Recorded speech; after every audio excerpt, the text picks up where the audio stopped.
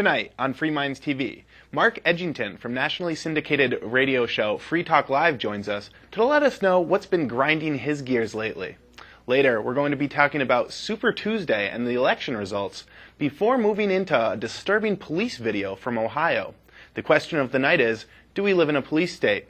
We're also going to be getting into tonight's Downsizer Dispatch, the mailbag, and a whole lot more when we come back on Free Minds TV.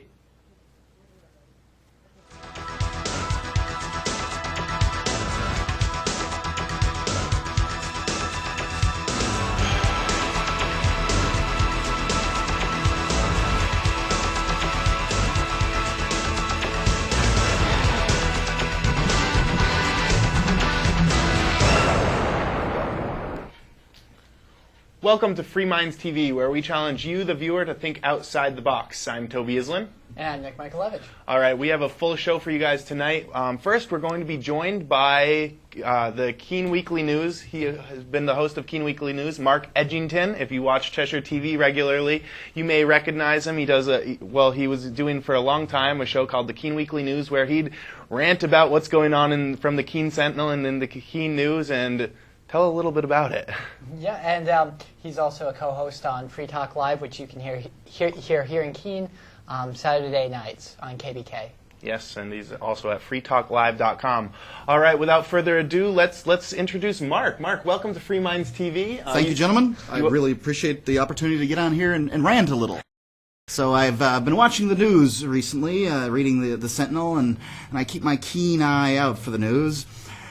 And what I've seen recently is a rash of pedestrians getting struck on streets crossing the road here in Keene, and I've just got some thoughts on that.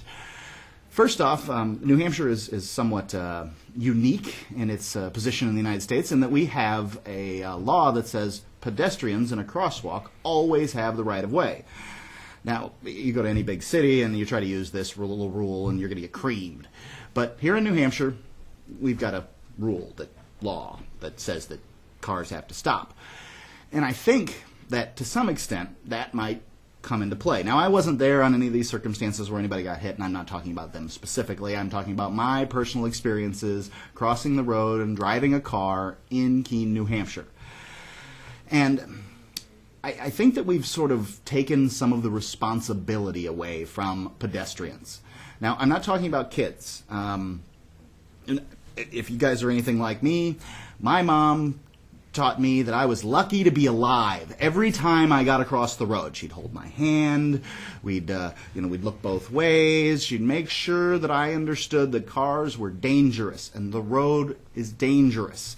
And when I got across, that I was lucky. And I should thank God that I made it across the street alive. But somewhere we adults, especially here in New Hampshire, where we have a law that protects us. Fat lot of good that law did protecting those pedestrians that got hit, by the way. Somehow the law didn't stop a 2-ton automobile from bumping into them. We've got this law that protects us and takes away some of the responsibility. Now, when I see kids crossing the street here in Keene, they do a very good job. They do just as their parents have taught them. It's the adults that I see crossing the street that seem to have no really responsibility for what they're doing. I saw one guy shake his fist at a car that he didn't feel stopped when he was in the crosswalk. It was too close to him or something like that. Violated his personal space. Now, the car didn't hit him. He didn't have to actually break his stride or anything, but he shook his fist in indignation at this car that dared to cross a crosswalk that he was in.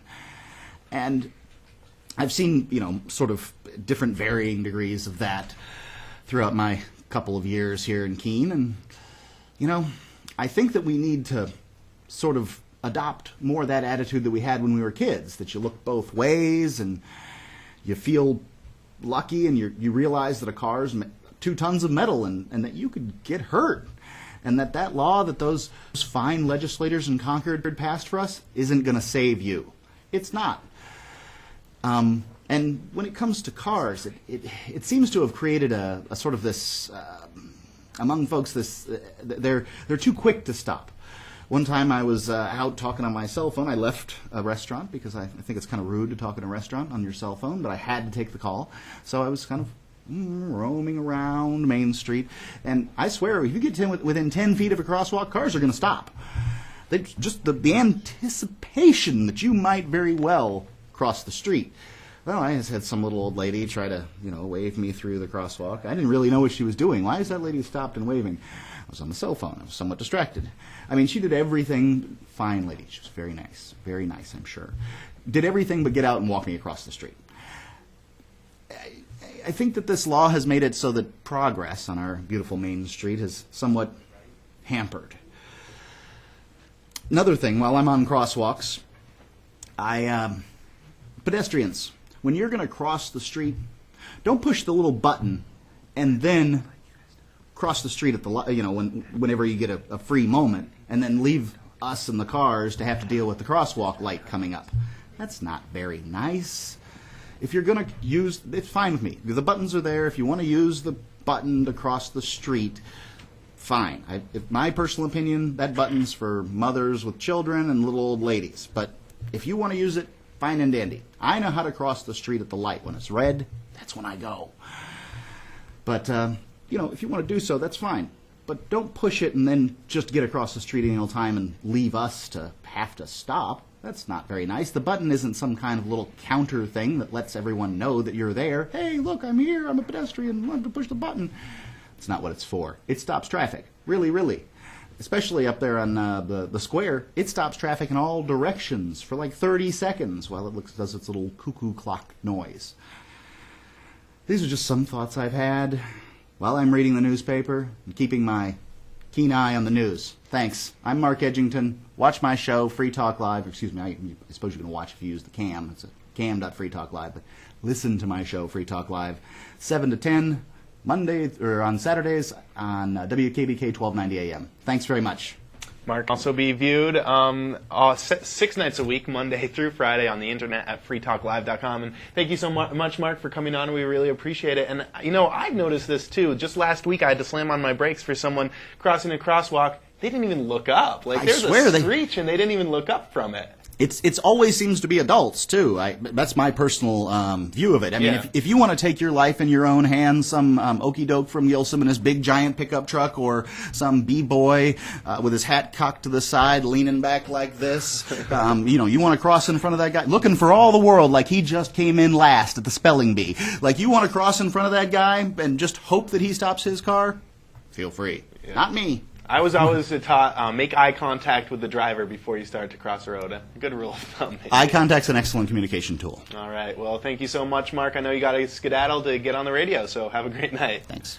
All right. Well, it's getting to your segment, Nick, which is the Downsizer Dispatch. When you bring up an article from downsizedc.org and tell the viewers about it, tell them what they can do to let their voice be heard. What's this night's Downsizer Dispatch?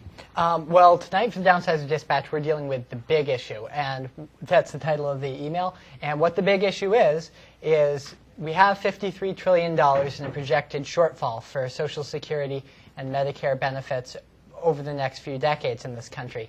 Now, a lot of people have gotten kind of numb to numbers, but that's a lot of money that we don't have. It's not just a projected cost, it's a projected shortfall that if we keep doing what we're doing, we won't be able to pay it. Now, there are a few things that people think of that we can do to fix this problem, and not all of them work. Some people say the politicians can raise taxes.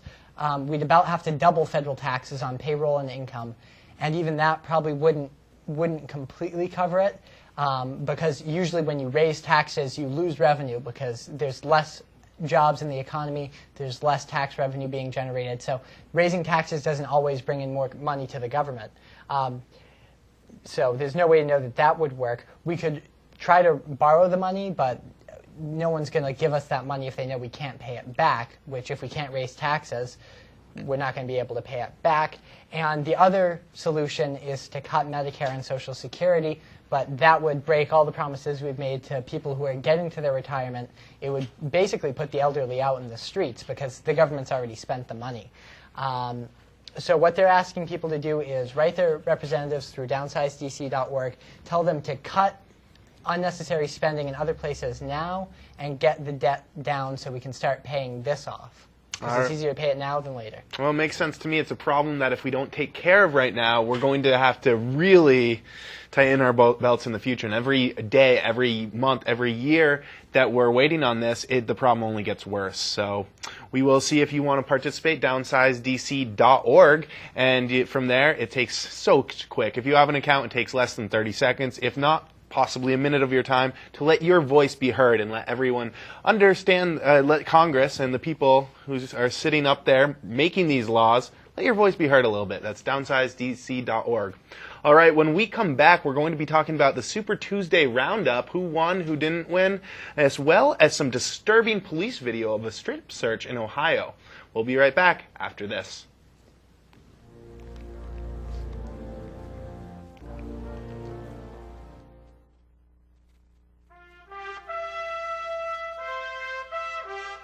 I promise to tell the truth, always.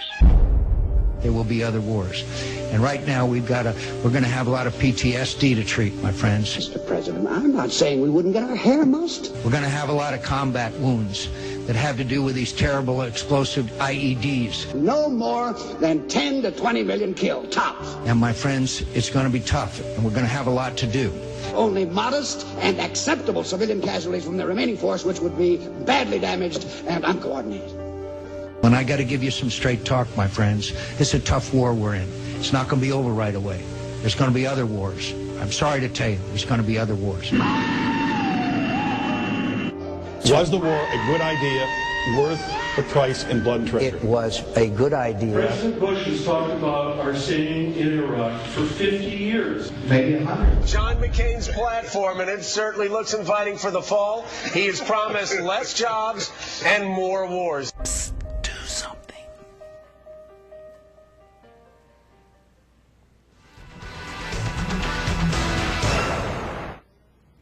Welcome back to Free Minds TV. Once again, I'm Toby Island. And I'm Nick Michaelevich. All right, well, we've talked about the election a lot. It's a big year. Get GW out and get someone new in, but how much better will they be? It's a depressing outlook out there, especially after we've looked at this past Super Tuesday. I'm sure most people are aware now that McCain did very well, followed by, of course, the other Republicans that aren't too good, and our candidate Ron Paul did not do as well as we would have hoped, although he is still staying in the race. So some good news that he's staying in, still letting people know about his message. Not so good news that it doesn't look at this point like he's going to be the nomination for the GOP.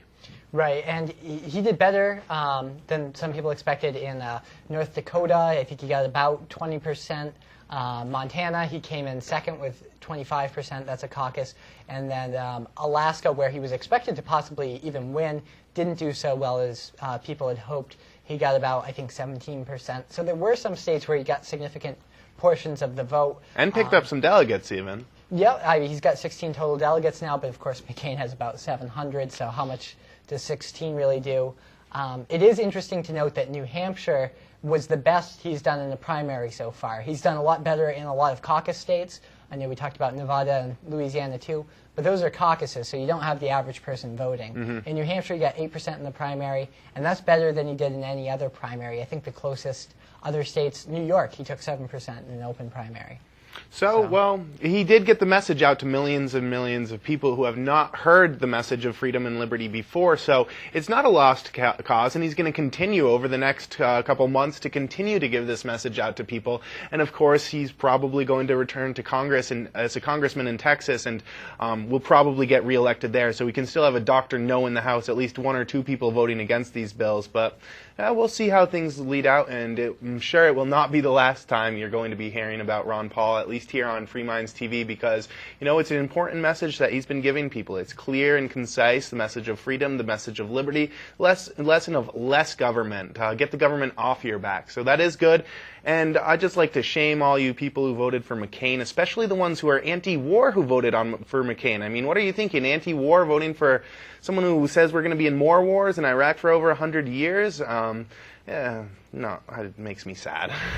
It does make me sad. You know, there is still some hope that Ron Paul might choose to run as an independent. He said he has no plans to do that, and he very well might not, because some states have what they call sore loser laws, where because he ran for the nomination, he won't be able to run on the ballot anyway. as a third-party candidate. So it's looking somewhat unlikely, but there's still an outside chance we'll see Ron Paul run in the general election. Man, I hope Obama beats out Hillary, because this is going to be a disgusting, disgusting presidency. All right, well, we are going to move on here. We have some very, very disturbing video that comes out of Ohio of a police officers, 7 police officers, strip searching a woman who initially called police. Now, let's get the tape up and start rolling, and we're going to talk a little bit over it. It's not very good audio. This coming from Channel 3 in Ohio. This exclusive video was leaked out to them, and showing a woman who has been who initially called the police. She called her cousin called the police because of a domestic disturbance. She had been hit and beat up a little bit. The police got there and asked her for her ID. She gives them her ID, and it turns out not to be hers. It's of her deceased sister, who she carries around as a memento. She carries around the deceased ID as a memento, and well, it wasn't hers. The cop said, "I don't want to hear any more about your dead sister," and they proceeded somewhere along the lines. They arrested her for disorderly conduct. They brought her to the police department, where 7 officers, male and female, proceeded to remove all of her clothing. Even though it's supposed to be females only removing any kind of a strip search, it was males and females removing her clothing, which is against all protocol. Reports are that they didn't even ask her to disrobe on her own. They didn't even give a reason for the strip search. They just ripped off all her clothes, and she was... I'm sorry, I lost my train of thought. She was naked in the cell for 6 hours. She was freezing cold, refused a phone call, refused medical attention. The last people who were out of the cell were male officers. There weren't even female officers in the cell while she was completely naked, more against the protocol. Like I said, no reason given for the strip search, and really disgusting. When her husband saw the video, he said, "This is rape without penetration," and that's what it looks like to me. There was really no reason for this. Refused medical attention for the injuries she sustained, including a chipped tooth, bruises, and a dislocated disc. And unfortunately, it's very difficult to prosecute the police for this kind of thing, because it's their word against yours, and the court's going to take a police officer's word over yours.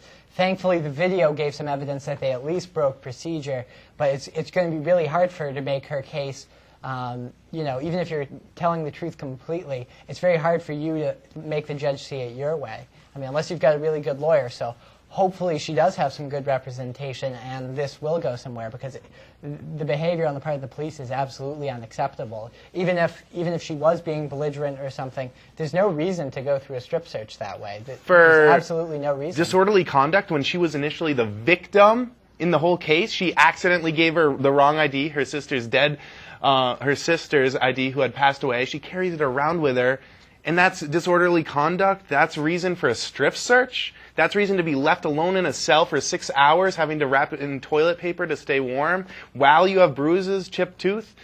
It's disgusting. And your assailant wasn't even arrested. From everything I've read, I haven't heard anything about the person who assaulted her actually being arrested. They arrested the person who called 911 instead. Well, call 911. It doesn't always work in your favor, and has a lot to do with the police state that we are starting to live in. We're going to be talking a little bit more about that when we come back from the break. I have an article that Nick doesn't know about. Nick has an article that I don't know about. We're going to be talking a little bit about both of those articles. Mine, a little hint here, has a little bit to do with the police still. So coming back with more on that right after this.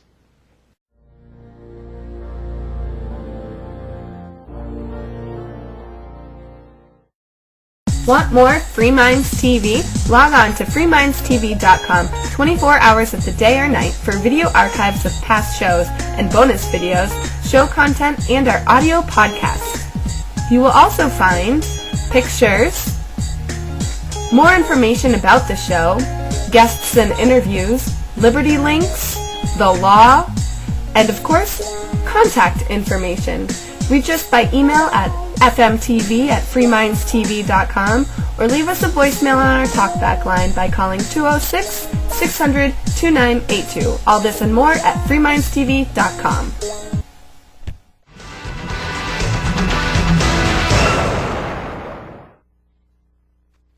Free Minds TV once again. I'm Toby Islin. And I'm Nick Michaelevich. All right, we have a couple of news articles we're going to be getting to. Mine having to do more with this police state behavior we just talked about in the last segment, we were talking about a strip search that's a little bit questionable out in Ohio, showing police officers ripping off a poor woman's clothing who hadn't done anything, males and females, really out of control. A lawsuit is pending in that case. But something that else is happening. The police are stepping up the police state, at least in New York City, and the subway systems. Come March, there are going to be bomb-sniffing dogs and officers armed with automatic rifles patrolling the subway system.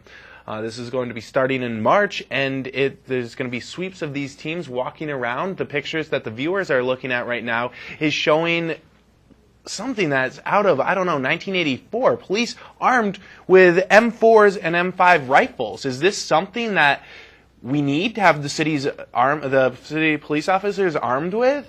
Is this going over the line of the freest country in the world, having armed guards with machine guns on the street? I don't know, Nick. I don't know what your take on this article is to me. To me, it's disgusting to see. And if I'm in New York, I'm staying away from New York. I'm staying away from New York anyway with all the measures they've taken with cameras. Unfortunately, we've seen other countries like Britain. They have millions of closed-circuit television cameras that record what you do.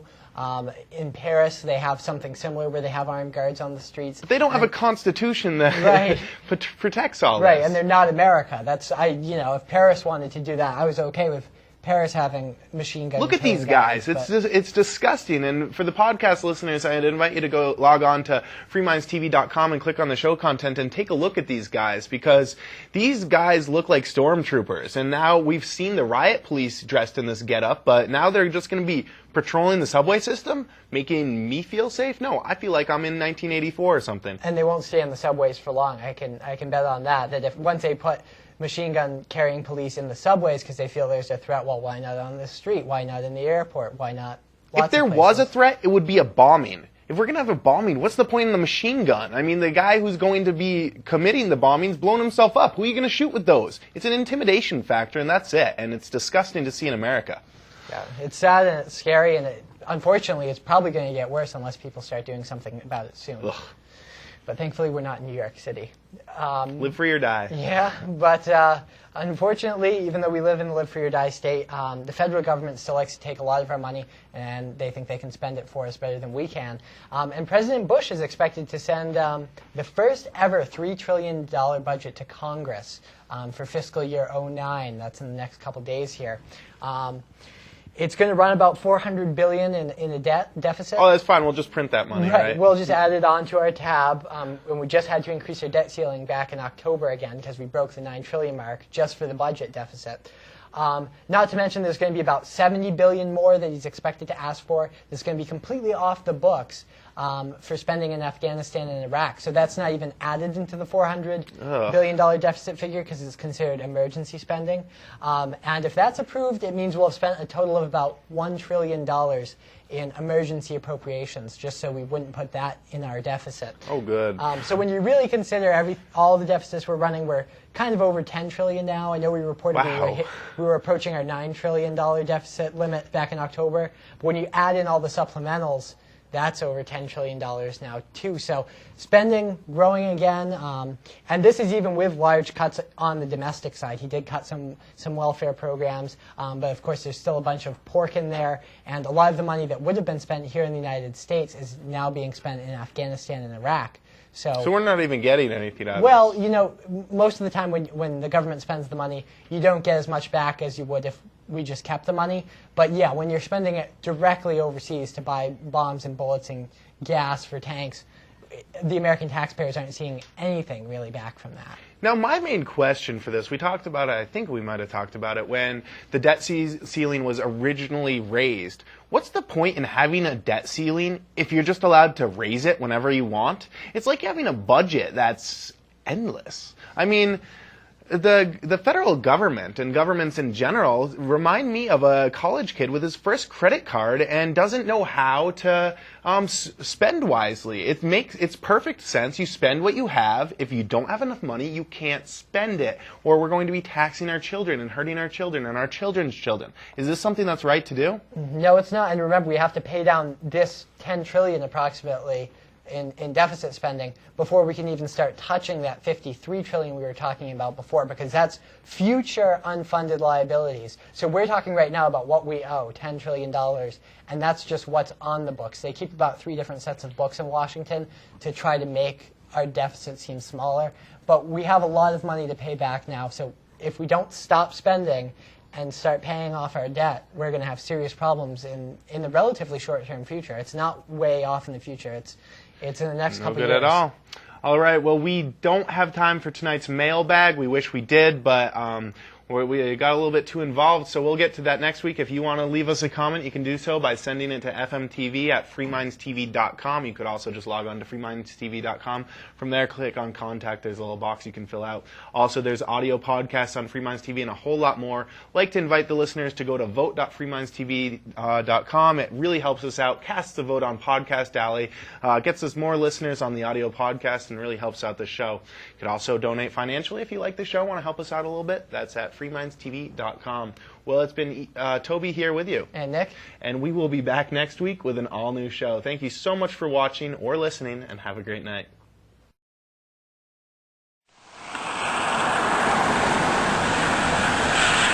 Last night, someone slashed all of my tires on my truck because I have a Ron Paul sticker on the back, and because I support Ron Paul for president in 2008.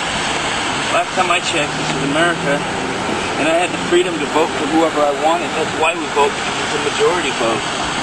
It's just like with Fox News, how you bullied him out of the debate. It's just like with the media, how the media doesn't give him his time, doesn't give him their time, doesn't even ask questions in the debates. He gets 6 minutes, and those other neocon, people get all these minutes and stuff talking about how they're gonna keep our country safe and everything. All they're gonna do is put us more deeper into the hole and take more of our freedom away. Well, guess what? This doesn't scare me, whoever who did this to my truck. It doesn't scare me a bit. It just shows me that you're a coward and a piece of you-know-what. And just to show you, see my truck right there with all the tires slashed? Show him, Jesse. Show him the truck. Yeah, and there's someone right there. I'm also going to support Ron Paul, too. Take this and put it here.